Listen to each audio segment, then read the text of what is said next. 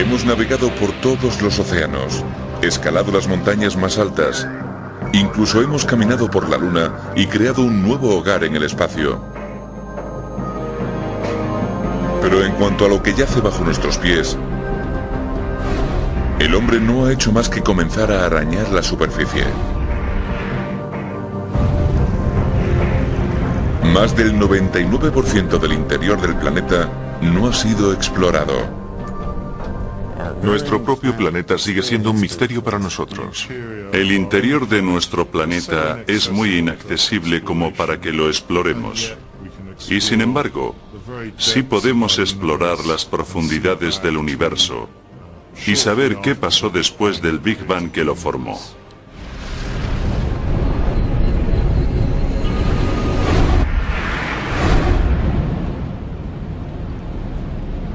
Viajar al centro de la Tierra sería una travesía larguísima. Está a casi 6.400 kilómetros bajo nosotros, que es más o menos la distancia entre Londres y Chicago. Claro que en este caso en concreto, nadie se ha acercado casi nada. La expedición más profunda jamás emprendida casi alcanzó los 2 kilómetros. Y hay miles de cuevas que siguen sin ser exploradas. Las minas más profundas del mundo son las Western Deep Levels de Sudáfrica. Descienden 3,7 kilómetros dentro del planeta y hay una temperatura de 54 grados centígrados debido al calentamiento de las rocas. Dada la profundidad del pozo, los mineros tienen que descender en varias etapas.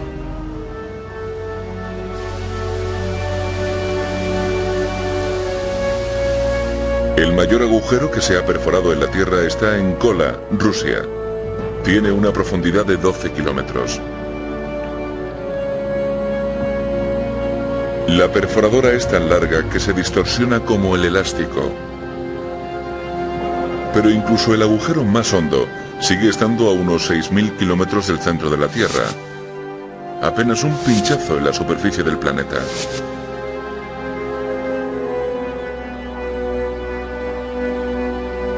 La Tierra es como una cebolla, hecha de distintas capas de materia. La corteza es una capa fina de roca de unos 30 kilómetros de ancho. La parte más grande del interior de la Tierra se llama el manto y se compone de casi 3.000 kilómetros de una especie de masa pastosa. Bajo el manto, el núcleo, del tamaño de la Luna y compuesto por dos partes. El núcleo externo, de metal líquido, y el núcleo interno de metal sólido. Este es nuestro destino en la misión por descubrir qué yace en el corazón del planeta.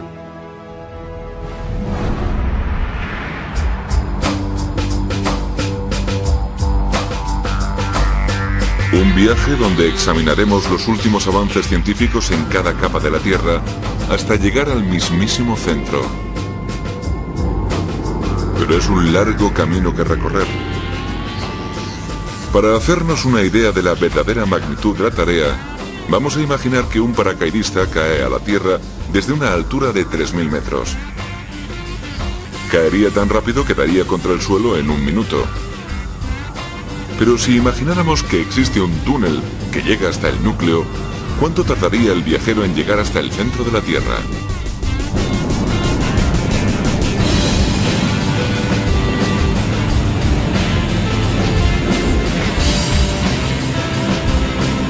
La Tierra es tan inmensa que una caída libre hasta el centro del planeta llevaría 32 interminables horas. Prepárense para seguirle en su viaje por las capas del planeta.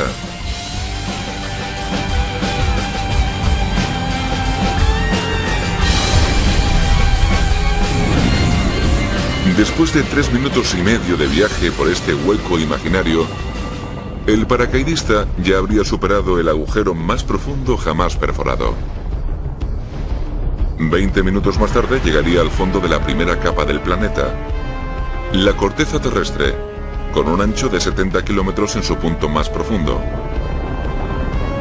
Luego entraría en una región enorme compuesta por una masilla pastosa y caliente, el manto. El manto mide casi 2.900 kilómetros, más que la distancia entre Londres y Moscú.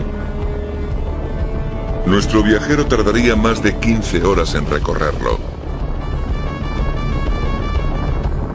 Claro que el hecho de que un paracaidista recorra el interior de la Tierra es pura ficción. En la realidad, el cuerpo humano no podría sobrevivir a más de un par de kilómetros de profundidad bajo la superficie. ¿Por qué? Tiene que ver con las condiciones internas, extremadamente calientes y muy presurizadas. De hecho, los últimos estudios estiman que la temperatura del centro de la Tierra ronda entre los 5.000 y los 7.000 grados centígrados, la misma que la de la superficie del Sol. ¿Y de dónde procede todo este calor?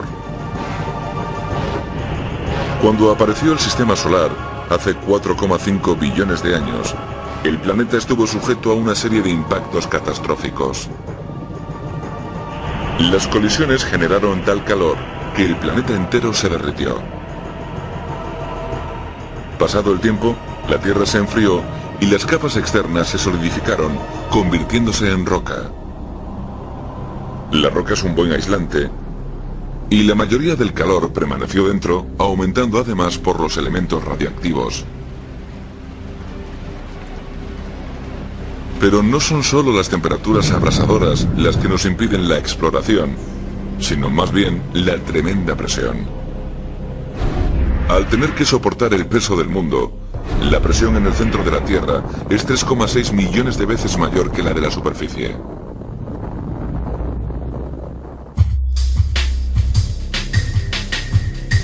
Esta prueba nos muestra lo poco preparado que está el cuerpo humano para enfrentarse a una presión tan alta.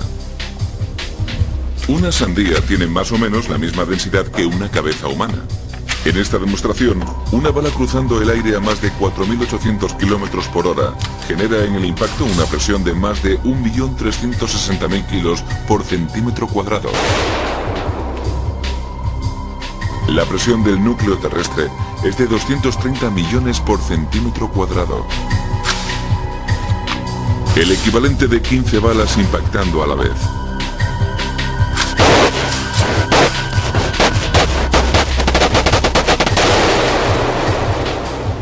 Y con una presión de tal calibre, una cabeza humana no explotaría, sino que implosionaría. De hecho, para recrear la misma presión que experimentaríamos en el núcleo, hay que recurrir a una pistola especial como esta creada en el Instituto Tecnológico de California, en Los Ángeles. Los estudiosos de la Tierra la utilizan para analizar materiales que se encuentran bajo millones de atmósferas de presión. Llave de encendido. ¡Fuego!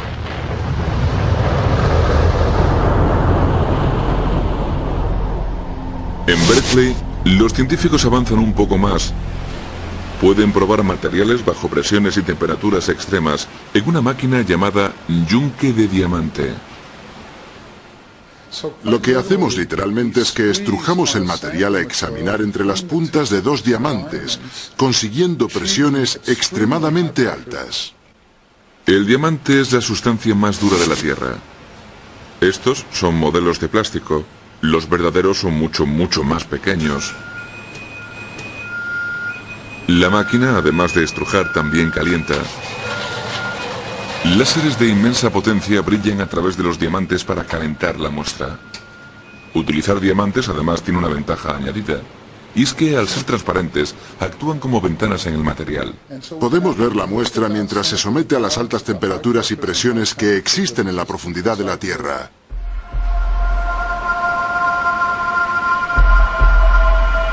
La pistola de alta velocidad y el yunque de diamante son las únicas maneras con las que los científicos han podido recrear en la superficie terrestre las condiciones del núcleo. ¿Podrían los materiales que se desarrollan con tales métodos formar la base de una máquina que algún día llegase hasta el núcleo? Puede que los humanos nunca viajemos hasta allí, Pero ¿podría construirse una sonda que nos trajera información desde el interior?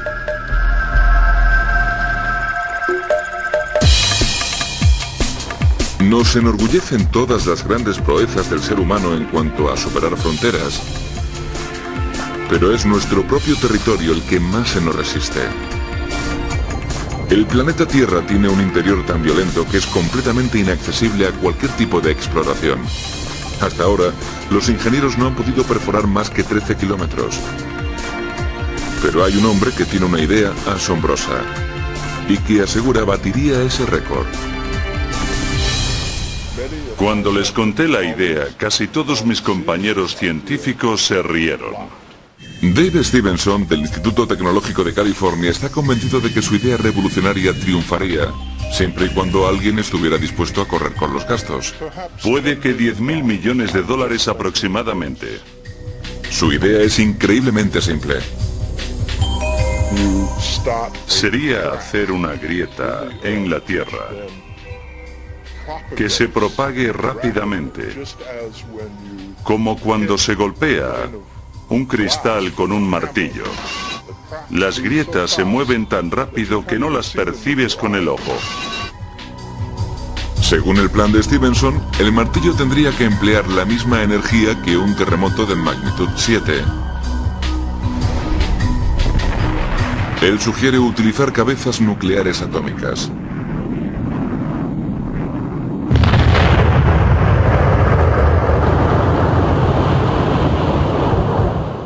El siguiente paso sería verter hierro líquido en la grieta. Y mucho. El volumen sería equivalente al hierro de 100 torres Eiffel. Stevenson está convencido de que todo este hierro se hundiría cual lámpara de lava invertida y que llegaría hasta el mismísimo corazón de la Tierra.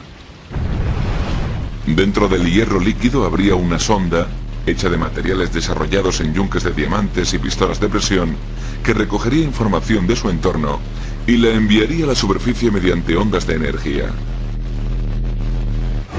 Llegaría al núcleo en el lapso de una semana, y ahí la sonda se perdería para siempre. Pero en el proceso habría proporcionado a los expertos nuevos datos sobre la composición del interior de la Tierra y sobre el futuro del planeta. Puede parecer excesivamente simple, pero con esta demostración Stevenson nos enseña su idea a una escala bastante más pequeña. La gelatina representa el manto de la Tierra y el sirope hace de hierro líquido.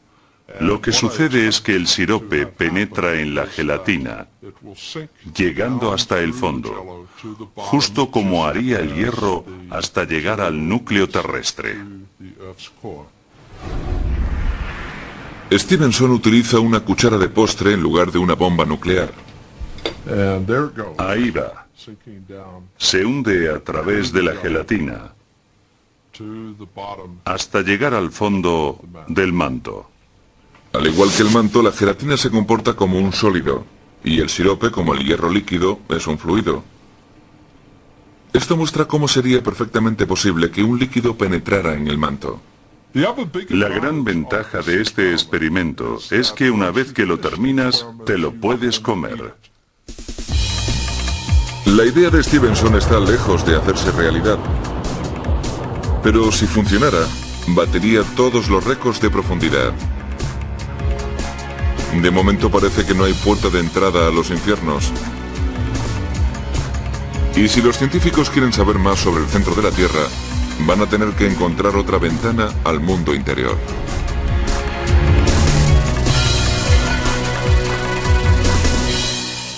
La clave para vislumbrar el interior de la Tierra está en una de las fuerzas naturales más destructivas conocidas por el hombre. Unas fuerzas que nos permiten echar un vistazo al núcleo. Los habitantes de San Francisco viven pendientes de un hilo geológico, bajo la constante amenaza de la violencia que la Tierra guarda en sus entrañas. Saben que en cualquier momento puede llegar un terremoto gigante que destroce su ciudad.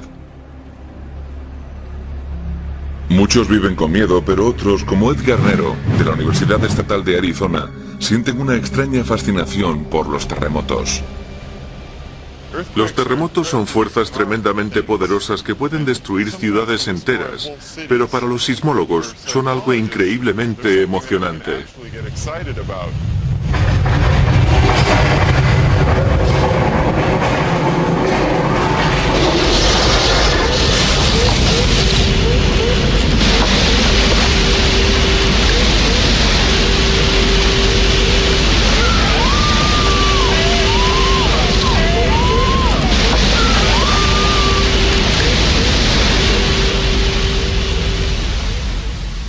Esta simulación de terremoto en los estudios Universal muestra lo que sucedería en una estación de metro en un seísmo de magnitud 8.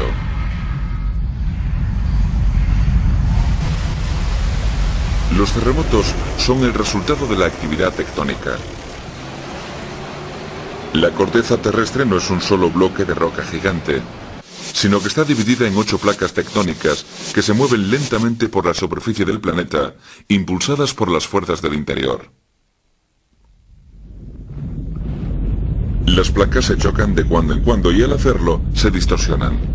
Cuando no tienen manera de seguir desplazándose, estallan violentamente. Y ese estallido es lo que repercute en la superficie. Los terremotos son la prueba fehaciente de que el interior de la Tierra está activo. Además, también proporcionan un método para poder ver el mundo subterráneo. Garnero utiliza los terremotos para trazar un mapa de la estructura interna del planeta.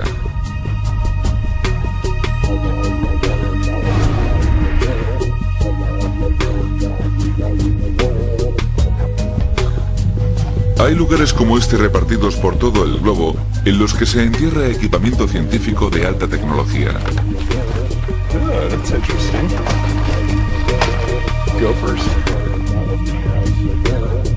Los sismómetros son cámaras que apuntan hacia el núcleo,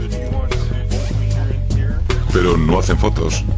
Simplemente captan las ondas expansivas de terremotos que tienen lugar al otro lado del mundo. Las ondas informan a los sismólogos del material por el que han estado viajando. Y luego hay que transformar las ondas expansivas en imágenes potenciales del interior de la Tierra. El resultado es muy similar al de la ecografía de un bebé. Los sonogramas utilizan el ultrasonido para ver dentro del cuerpo humano. Las ondas viajan a distintas velocidades a través de distintos tipos de tejido y el ordenador las interpreta en distintas tonalidades de gris. Para el ojo humano es como una foto. Aquí tengo una foto de Nico de hace un par de meses. Estamos tan acostumbrados a ver fotos que sabemos exactamente qué hay en ellas. Las identificamos de forma muy clara. Bueno, pues con los sonogramas de una ecografía es lo mismo. Identificamos unos puntos más brillantes y otros puntos más oscuros. Los puntos son imágenes generadas por ordenador y los ultrasonidos leen ondas que se reflejan desde dentro del feto.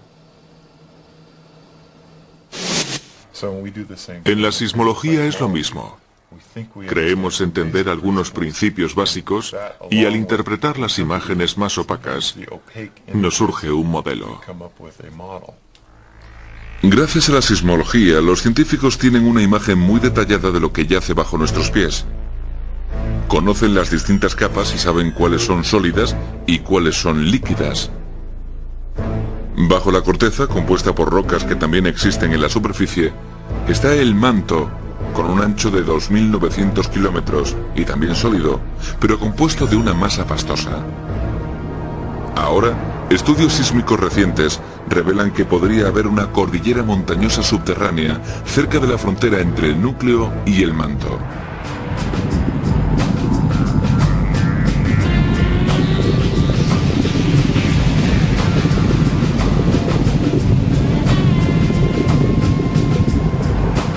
Esta cordillera montañosa es muchísimo más grande que cualquier montaña de la superficie.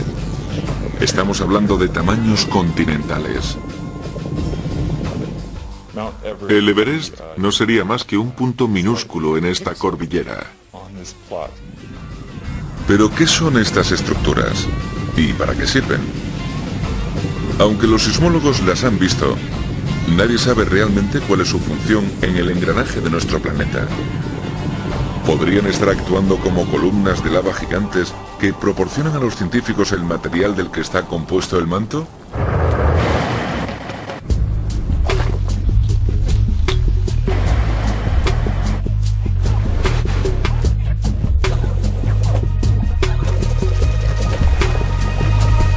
En su novela Viaje al centro de la Tierra, Julio Verne propagó la leyenda de que en Islandia estaba la puerta de entrada al núcleo del planeta. Sin embargo, no existe tal ruta, y hoy es un popular destino turístico apreciado por la actividad volcánica.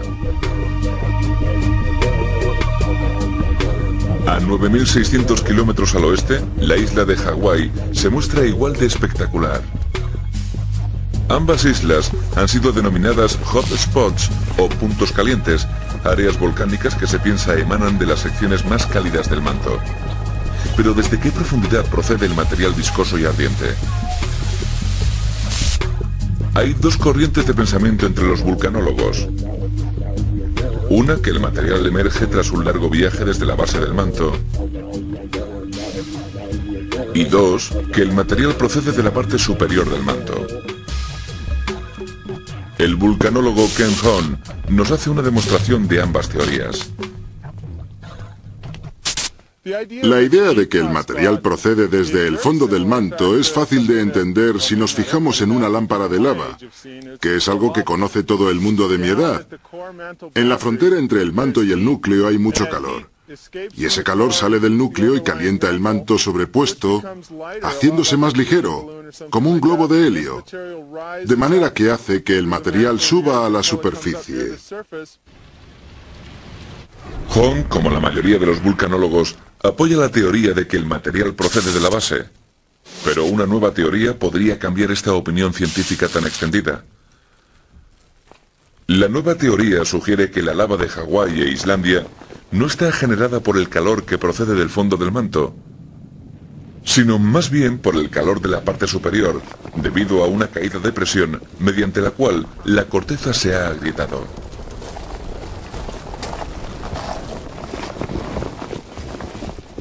Al igual que hizo Stevenson con la gelatina, Hahn utiliza maicena, una sustancia muy parecida al manto pegajoso, para ilustrar la idea.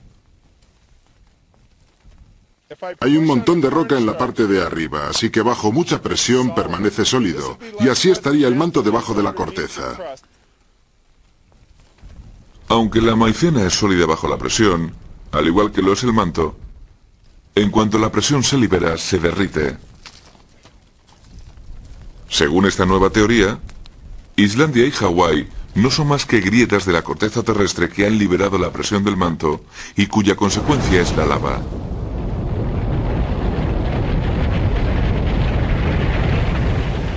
¿Y qué pasaría si esta teoría resultara ser la correcta?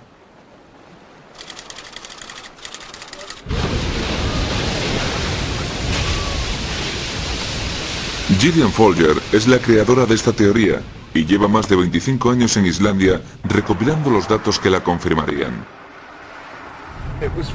Fue como ese momento de eureka, que un científico solo experimenta una o dos veces a lo largo de su carrera. Y eso si tiene suerte. Si Folger tiene razón, es inútil intentar aprender algo sobre el núcleo de la Tierra mediante la lava. Las implicaciones son realmente muy radicales, porque hasta ahora la gente asumía que si cogía muestras de roca de Islandia o Hawái, estaban penetrando de alguna manera en el mismísimo centro de la Tierra, que se estaban asomando al núcleo. Pero esta teoría, que es nueva y muy emocionante, supone una decepción para aquellos a quienes les interesa estudiar el núcleo, ya que estas rocas no nos dicen nada sobre él, sino más bien sobre la Tierra poco profunda.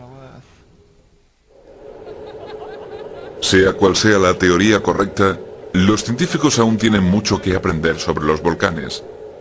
La lava tiene su origen a una profundidad mucho mayor que la que jamás podríamos aspirar a excavar. Hasta ahora, nuestro viajero lleva recorridos 3.200 kilómetros en poco menos de 20 horas. Ahora cae en picado por el núcleo externo de la Tierra.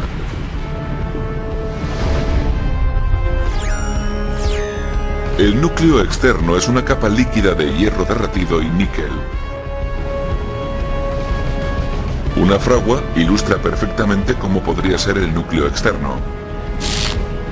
El metal líquido fluye libremente a varios miles de grados centígrados. Aquí el hierro líquido está a una temperatura de 1370 grados centígrados.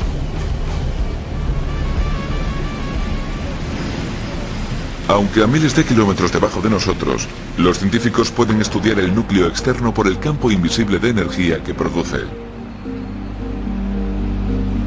Nos pasamos la vida inmersos en este campo, aunque no podemos verlo, ni olerlo, ni sentirlo.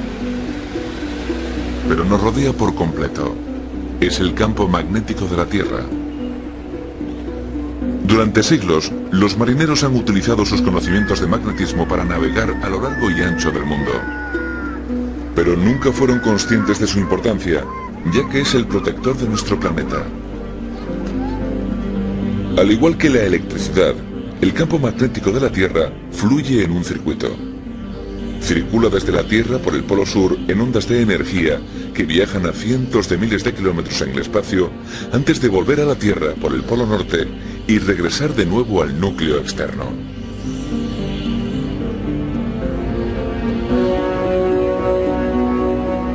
El campo magnético invisible que produce el núcleo hace posible que haya vida, ya que nos protege de la radioactividad letal del espacio.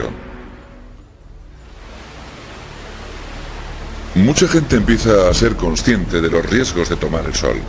Bien, pues sin el campo magnético nos estaríamos exponiendo a algo mucho peor que las quemaduras solares.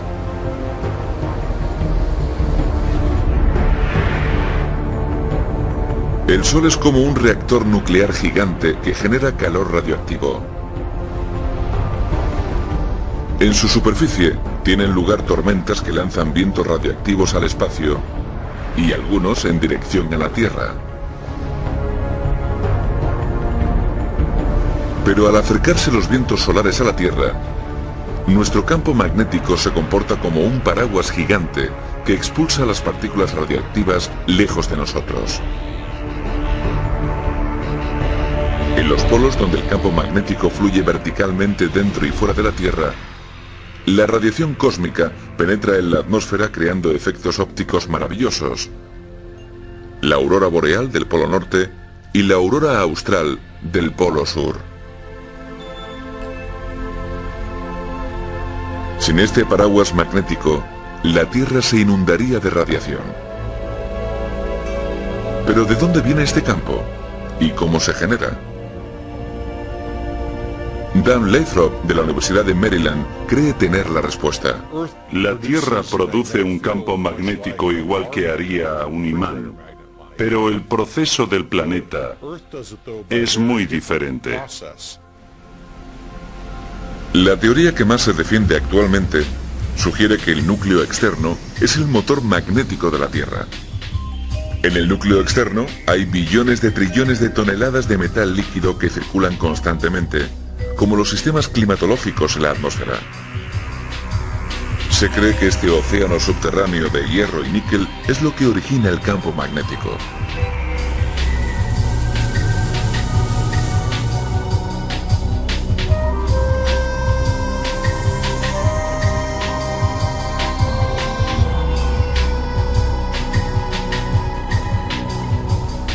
En este experimento, el equipo de Lathrop construye una maqueta del núcleo de la Tierra para confirmar la teoría de que una bola de metal líquido puede generar magnetismo. Esta es una maqueta experimental del núcleo de la Tierra. La bola está llena de metal líquido y cuando la giramos a altas velocidades, llega a una velocidad de 30 revoluciones por segundo. Derretir hierro requeriría demasiada energía, así que en el experimento utilizan sodio. El sodio es un metal y comparte muchas de las propiedades del hierro, pero es mucho más fácil de derretir, así que es el sustituto perfecto. Hay una pequeña pega. El sodio es extremadamente reactivo e incluso cantidades muy pequeñas pueden explotar en el agua. Enciende los calentadores, Dan.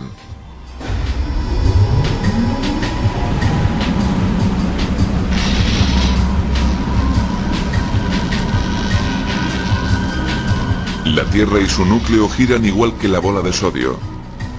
El impulso del metal líquido interno genera magnetismo, y con ello tenemos la prueba de que el núcleo externo de la Tierra es capaz de producir un campo magnético.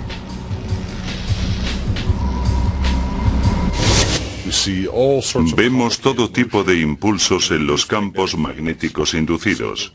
El sodio rotativo causa oscilaciones y todo tipo de movimientos muy caóticos, parecidos a los movimientos impredecibles que se pueden producir en la atmósfera de la Tierra.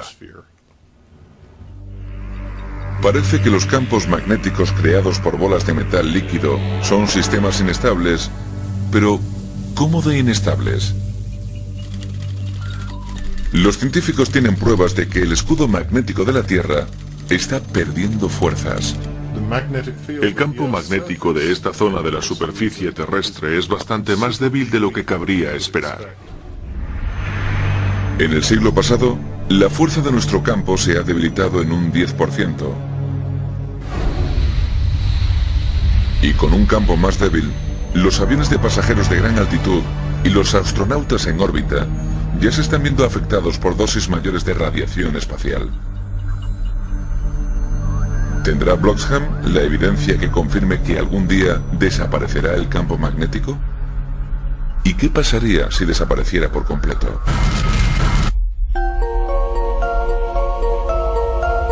La Tierra es enorme. Bajo nuestros pies hay alrededor de 6.500 kilómetros hasta el centro del planeta, como un viaje de ida y vuelta entre París y Nueva York. El núcleo es un mundo completamente inexplorado. Y nuestra misión es investigar su violenta y misteriosa naturaleza. A la vez que investigar los datos que evidencian que podríamos estar presenciando el principio del fin.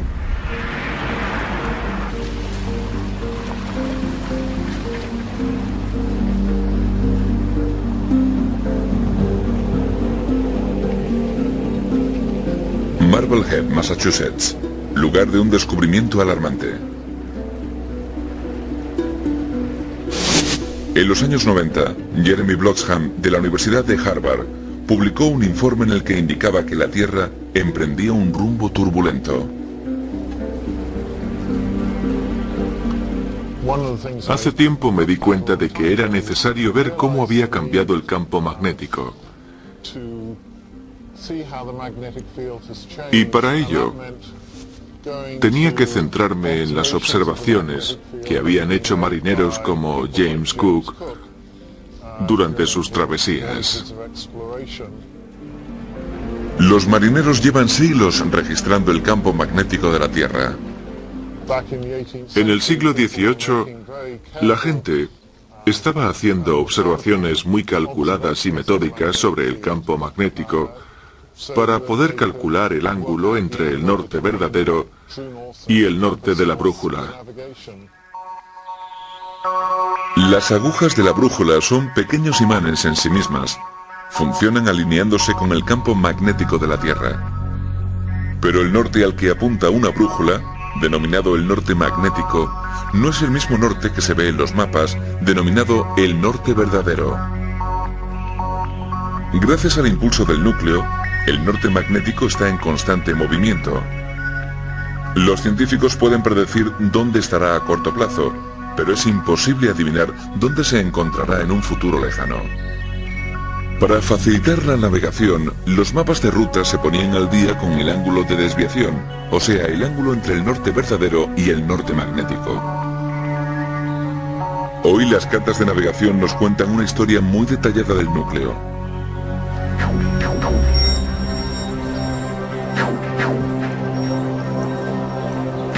En Harvard, Bloxham ha recopilado 300 años de información para producir una película que muestre las fluctuaciones del núcleo desde 1690.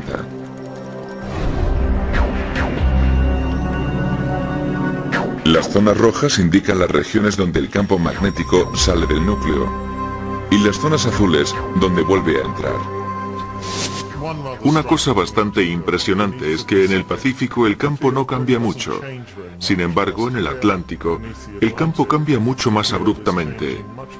Y vemos cómo este trozo crece y luego se desplaza hacia el oeste, llegando a esta región grande de aquí bajo el Océano Pacífico Sur. Aquí esperaríamos encontrar señales de que el campo magnético sale del núcleo, ya que nos encontramos en el hemisferio sur. Pero no, tenemos señales de que lo que hace aquí el campo es regresar al núcleo. Este fenómeno se conoce como la anomalía del Atlántico Sur. El campo magnético del Atlántico Sur no se está debilitando, simplemente fluye en dirección contraria. ¿Puede ser esta la primera señal de que el núcleo de la Tierra está decayendo?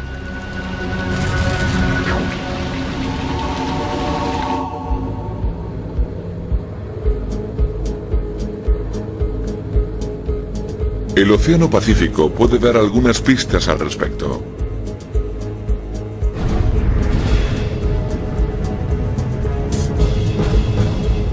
La isla de Hawái es famosa por ser el volcán más grande del planeta. Desde el fondo del mar, casi dobla en altura al Everest.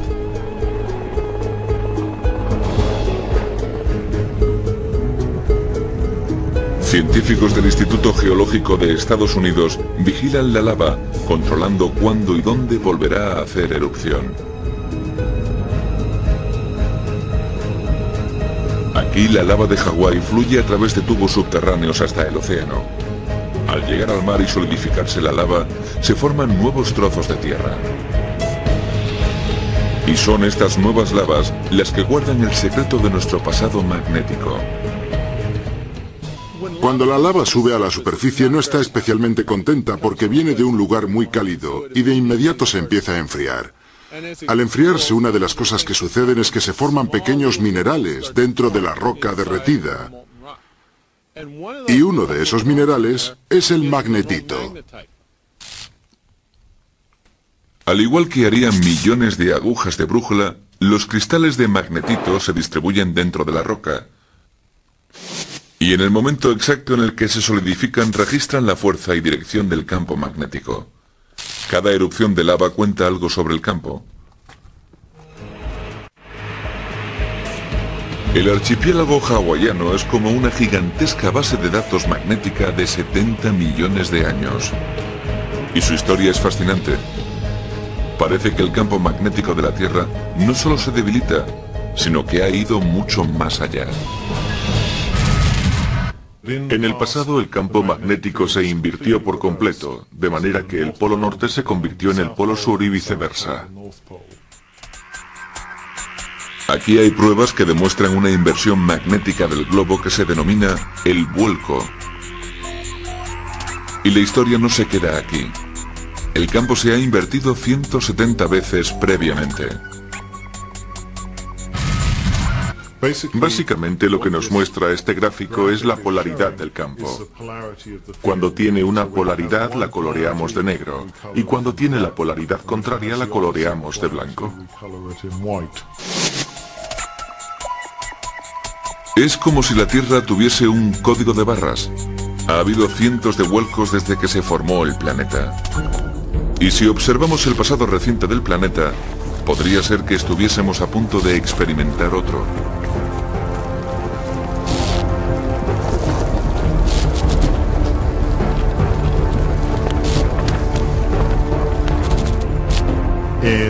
En los últimos 150 años, hemos visto cómo se ha destruido un 10% del componente norte-sur por el proceso del flujo reverso.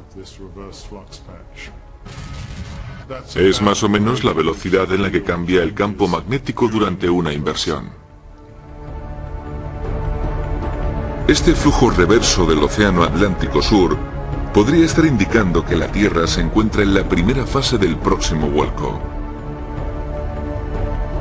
Parece que la cuestión no es si el campo magnético cambia por el proceso de inversión, sino cuándo se va a producir dicho cambio. Nadie ha vivido un vuelco. Sucedió por última vez hace 780.000 años, en la época en la que el Homo erectus poblaba la Tierra. El vuelco ocurre aproximadamente cada 200.000 años. Y ya llevamos 600.000 años de retraso. ¿Qué nos cabría esperar si tuviésemos que experimentarlo? Primero, la Tierra desarrollaría polos múltiples en lugares aleatorios: norte, sur, este y oeste. Veríamos auroras nocturnas por todo el planeta.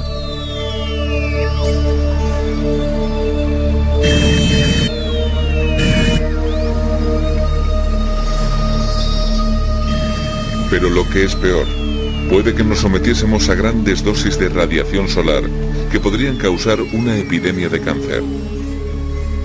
Lo cierto es que nadie puede saber exactamente qué sucedería.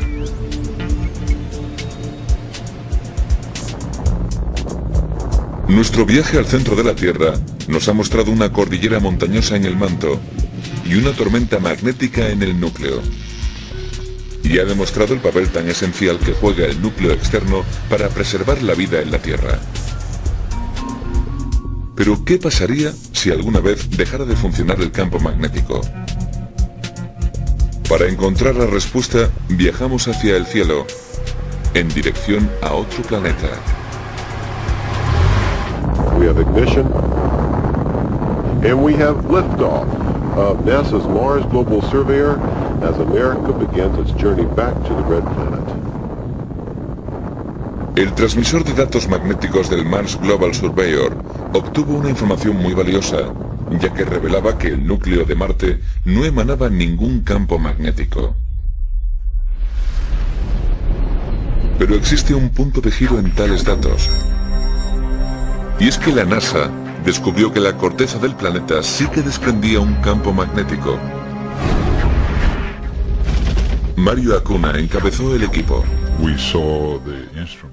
Vimos que los instrumentos registraban un enorme campo magnético en una pequeña región del planeta.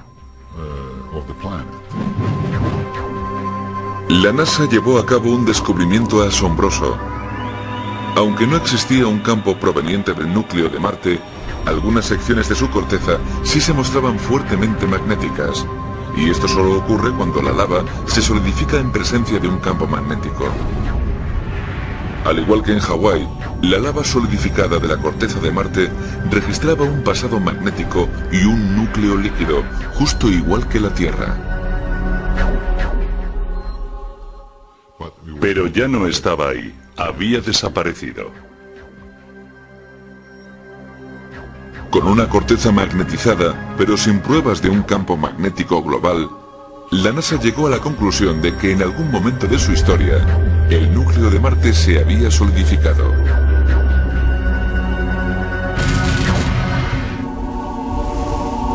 Pero, ¿qué le pasó exactamente al núcleo de Marte?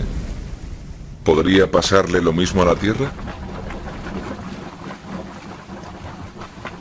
Para encontrar respuesta, tenemos que seguir viajando al interior de la Tierra.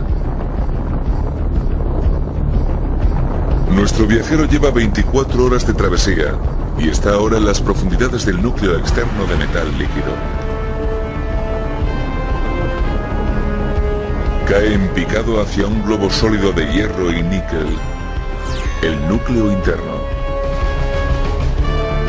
Los científicos creen que el núcleo interno, a pesar de ser más caliente que el externo, se mantiene sólido por una presión contundente. Pero sucede algo poco común, y es que el núcleo interno crece al enfriarse la Tierra. De hecho, la Tierra se está enfriando desde el momento en el que se formó. El corazón de la Tierra está sólido y congelado, y puede que perder el campo magnético, igual que le ocurrió a Marte, solo sea cuestión de tiempo. ¿Y cuándo podría suceder? ¿Podría estar el núcleo llegando al fin de sus días? Nuestros estudios de los últimos 50 años indican que la Tierra se está degenerando muy rápidamente. Algunos han estimado que en 1200 años el campo desaparecerá. Pero ¿por qué no se ha congelado todavía el núcleo terrestre como le pasó a Marte? Marte es un planeta más pequeño, así que podría haberse enfriado antes que la Tierra. O podría ser que hay algo más dentro del núcleo terrestre que mantiene cálido al planeta. La caída libre de nuestro paracaidista ya le ha llevado a los límites de la ciencia convencional. Tras 32 horas, ya está muy cerca del centro de la Tierra. Y si creemos la teoría de un hombre, podría estar a punto de dar con otra capa, que lo explicaría todo.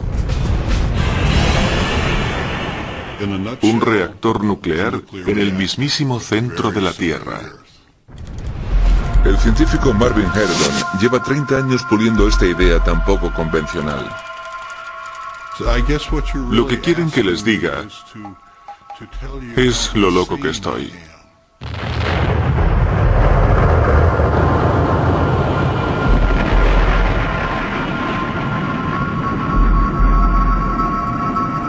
Herdon cree que dentro del núcleo interno líquido existe una bola de uranio y plutonio de 8 kilómetros de ancho que genera el calor que propulsa el metal líquido del núcleo externo.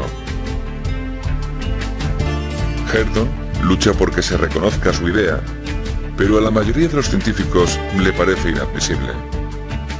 Pero ¿hasta qué punto es realmente una locura?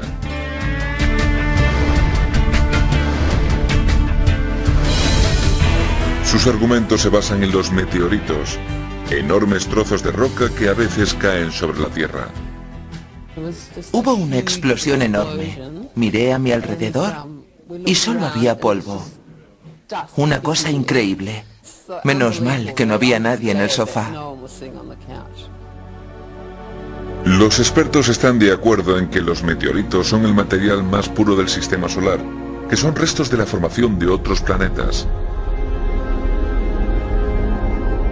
Herdon cree que hay un tipo de meteorito llamado condrito enstatita, cuya composición se parece más a la de la Tierra que la de cualquier otro meteorito.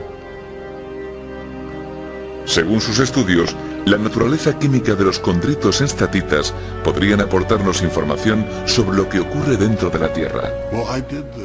Analicé casi 200 meteoritos.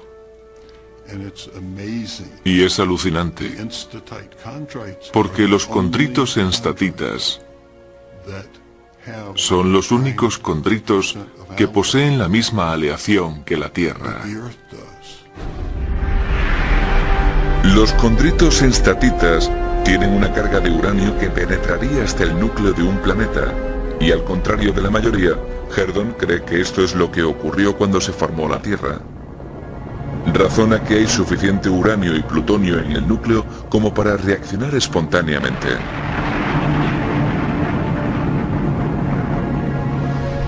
Esto puede parecer exagerado, pero el caso es que nadie ha explicado algo tan peculiar como que Júpiter irradia el doble de energía que recibe del Sol. ¿Podría la apariencia gaseosa de Júpiter esconder un reactor nuclear de escala planetaria, al igual que la Tierra que describe Herdon? En el oeste de África hay una pequeña región llamada Oklo. En los años 70, científicos franceses descubrieron que en el pasado, esta mina de uranio había sido un reactor de fisión natural. Eso confirmó que la propia naturaleza podía producir reactores nucleares. De repente todas las piezas del puzzle concordaban. Pero el secreto de la teoría de Herdon yace en un elemento químico concreto que emana de volcanes como Islandia y Hawái. Una especie de helio. Cuando el uranio se fisiona, se parte en dos trozos, en helio de masa 3 y en helio de masa 4. Son productos de la fisión. Los productos de la fisión son como las huellas de una reacción nuclear. A diferencia de la corriente imperante, Herdon insiste en que el helio que hace erupción dentro de la lava se explica mejor gracias a su teoría del reactor nuclear, y cree que los derivados de la reacción son llevados a la superficie por columnas de humo. Si tuviese razón, ¿cuáles serían las consecuencias? Sus cálculos más recientes son bastante alarmantes, ya que muestran que el reactor nuclear se está quedando corto de uranio, su combustible.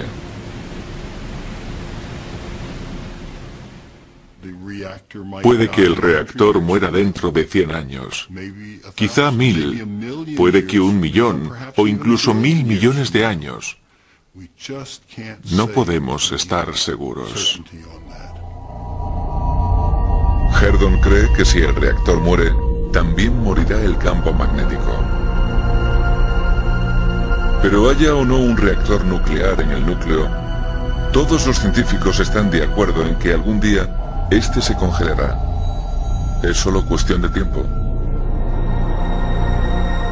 ¿Y qué le sucedería a un planeta que perdiese todo su campo magnético? ¿Podría Marte ser un desierto sin vida debido a la pérdida de su campo magnético?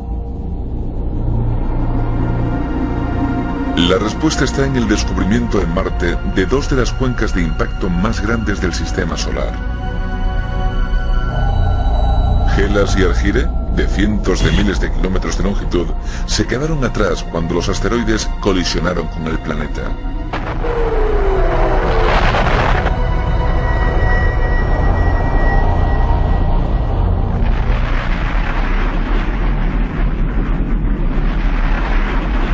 La NASA no encontró roca magnetizada dentro de estos cráteres.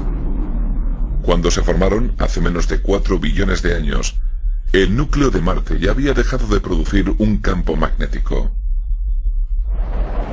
La NASA cree que fue entonces cuando Marte comenzó a perder su atmósfera y sus océanos. A lo largo de billones de años, el planeta quedó despojado de su atmósfera y se hizo vulnerable a las ondas de radiación cósmica. Lo único que quedó fue el yermo planeta rojo que hoy conocemos tan bien.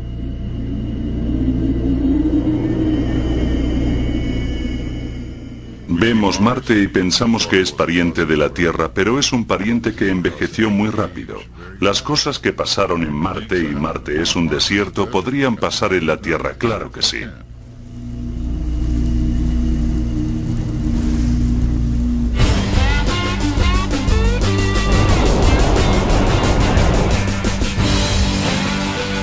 ¿Qué hay pues en el centro de nuestro planeta?